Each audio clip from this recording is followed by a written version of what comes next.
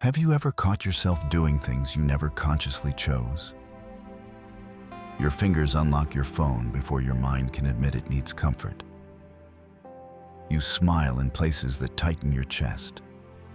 You swallow your words, even though every part of you aches to speak. It all feels voluntary, as if you weighed the options and made a clear decision. But deep inside, there is another force moving quietly. Older than logic, faster than thought, and far more persuasive than anything you call willpower.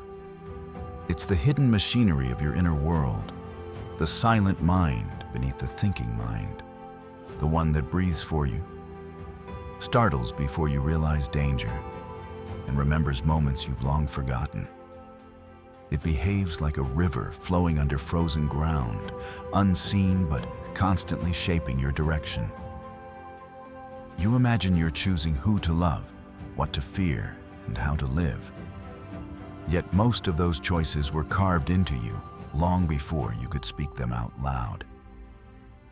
Think of a musician whose fingers dance across the keys before their conscious mind can catch up, or a driver who reaches home while barely recalling the journey. The body moves because something deeper has already decided. That's the strange duality of being human. You appear to be steering your life, but beneath your hands on the wheel, another layer of mind is charting the road. Scientists estimate that nearly all of your daily behavior unfolds automatically, shaped not by deliberate awareness, but by an enormous archive of experiences coded into the brain's shadows.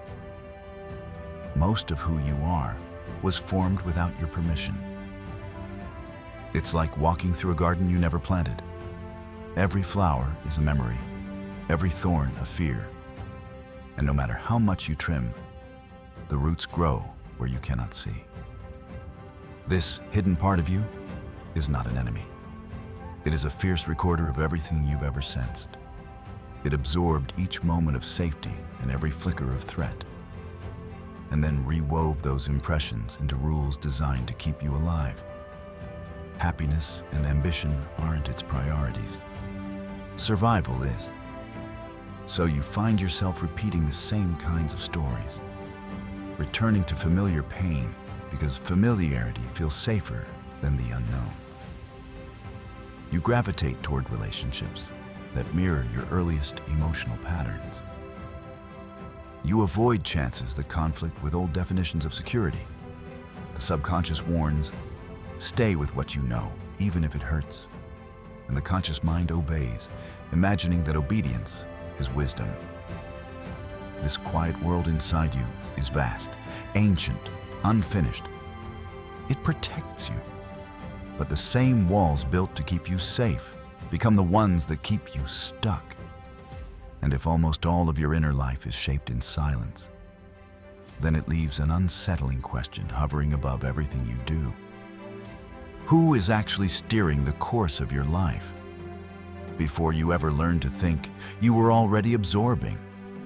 Long before you knew how to name a feeling, your body already knew how it felt to be welcomed, dismissed, soothed, or ignored. You were shaped by the tone of a voice, the rhythm of footsteps in the hallway, the warmth or coldness of a glance. Your subconscious watched everything, not with logic, but with sensitivity. Like a sponge, it soaked up the atmosphere of your childhood, imprinting patterns long before you were aware they existed. Picture a small child sitting in a quiet room, holding a toy for comfort while the tension in the air grows heavy. A parent's voice is sharp, their attention scattered. There is no explanation, yet the child learns something unforgettable. Love isn't guaranteed. Safety can vanish in a heartbeat. That lesson becomes a seed buried deep, sprouting into tendencies the adult won't recognize as echoes of the past. Years later, that child might avoid expressing joy out of fear. It might invite criticism, or might bend over backwards to maintain harmony, because conflict once felt like danger. Psychologists call this attachment conditioning, By the age of 7, most of the templates for how you relate to the world are already shaped. A boy praised only when he stays quiet becomes a man who fears his own voice. A girl who earned affection by being perfect grows into a woman who confuses exhaustion with worth. These behaviors aren't chosen. They're inherited from emotions you never had the words for. The subconscious doesn't update itself with time. It functions as if you're still that small child, reading the world through instincts shaped by old environments. And so you scan faces for approval, soften yourself to avoid conflict, brace for emotional storms even when the sky is clear. We rarely realize that our closest feelings are not entirely ours. They are inherited patterns, emotional footprints left by the people who shaped us. Every reflex, every insecurity, every impulse to stay silent or speak too loudly carries a history that began long before adulthood. The subconscious remembers everything, especially what love felt like when you were small. But these early rules, once essential for survival, become masks you wear long after the danger's gone. You grow up believing you left the past behind. You assume logic, hard work, and maturity erased old wounds. But underneath all the adult layers, the child you once were is still alive, just hiding behind more polished disguises. You call these disguises personality traits, responsibilities, or ambitions. But they're often just survival strategies dressed as adult behavior. At work, the mask looks like control and achievement. In relationships, it becomes caution, the constant smile, the polite silence, the restrained truth. The subconscious doesn't trust the world to hold your real emotions, because once it learned that honesty led to pain. So it gives you other ways to stay safe. Perfectionism, people-pleasing, emotional distance. These aren't weaknesses. They are adaptations. But adaptations can become cages. You are drawn to familiar types of love, even if those patterns hurt you, because the subconscious prefers the predictable over the unknown. It repeats emotional loops like old songs, believing repetition is protection. Pain becomes a form of homecoming.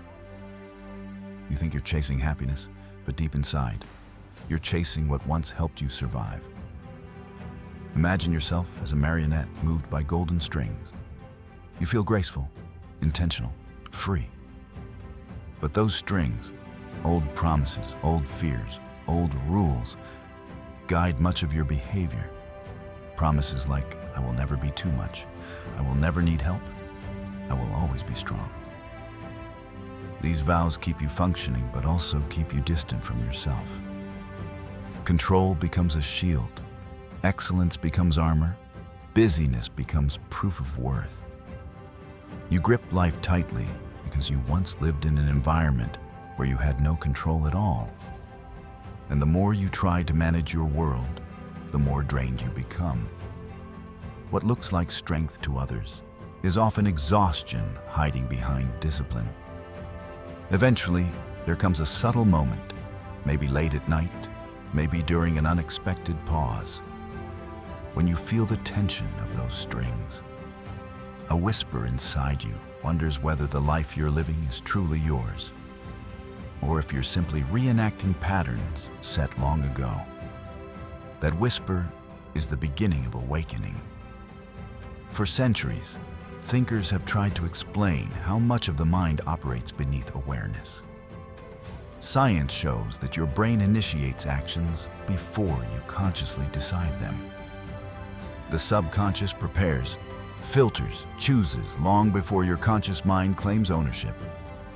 The oldest parts of the brain, the emotional centers and the habit centers, steer you with a language made of sensations and impulses rather than words. Jung said the subconscious is like a vast realm filled with forgotten memories and ancient instincts. Freud described it as an iceberg with most of its mass hidden underwater.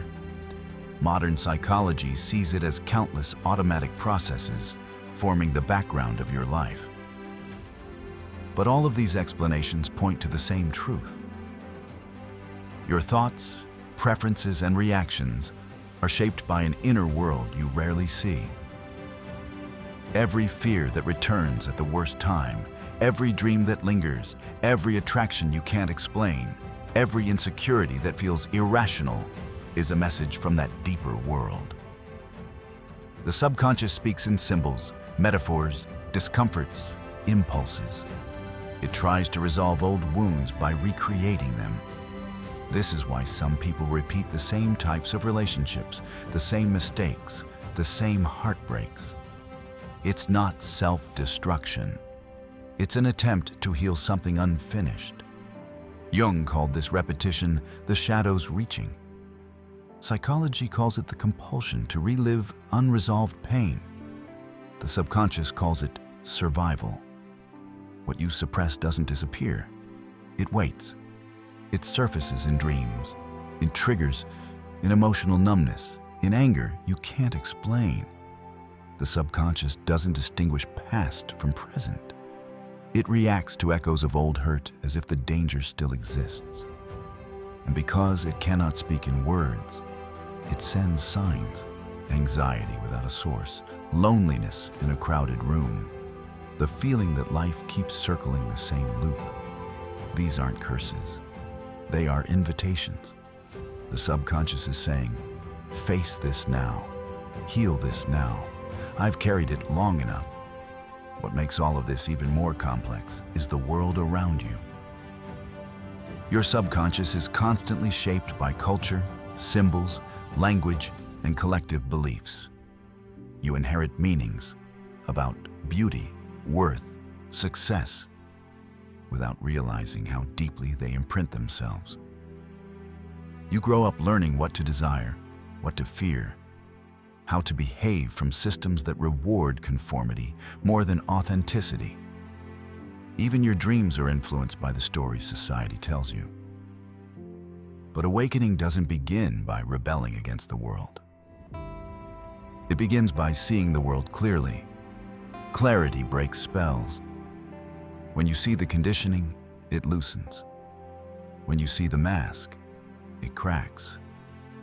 When you see the pattern, it loses its power. Eventually, you reach a point where the life you've built looks complete to everyone else but feels strangely empty to you.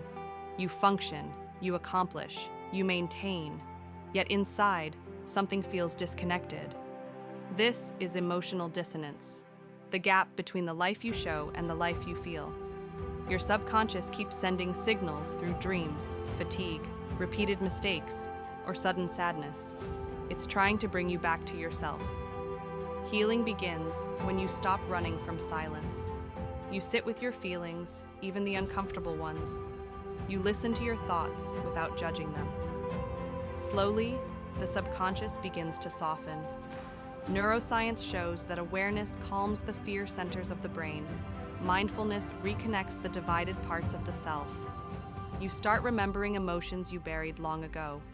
You begin to understand why certain things trigger you, why certain people attract or repel you, why certain memories still sting.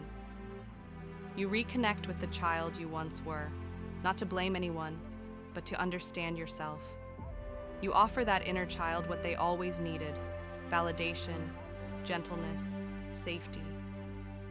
Bit by bit, the subconscious stops acting out in pain and starts cooperating in healing. Your beliefs begin to shift. You replace old vows with new truths, not empty affirmations, but grounded realizations like, I'm allowed to rest, my needs matter, I don't have to earn love. Over time, your brain rewires itself. The subconscious stops being a battlefield and becomes a compass. And eventually, you realize something profound. The subconscious is not a monster, not a prison, not an enemy. It is the part of you that has been carrying your pain and your history, waiting for you to return. It is the source of your intuition, creativity, and deepest truths. When you finally meet it with awareness instead of fear, it becomes an ally, a guide, a map back to wholeness. Because the subconscious was never the darkness you had to escape. It was the home you forgot how to enter. And the moment you stop running from your depths, you begin to rise. Not as the version of yourself built on survival, but as the person you were always meant to